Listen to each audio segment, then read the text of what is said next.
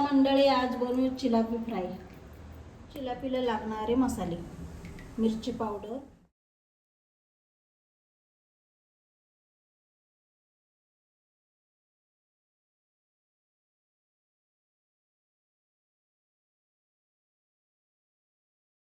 मच्छीला मसाला लावून घेऊ चांगला. आपण सगळ्या मच्छीला पण मसाला लावून घेतलेला आहे.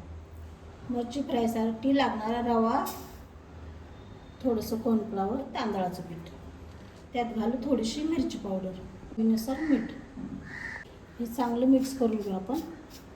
मच्छीला चांगलं हे कोट करून घेऊ आपण. तव्यात तेल टाकून घेऊ, मध्ये मच्छी टाकून घेऊ.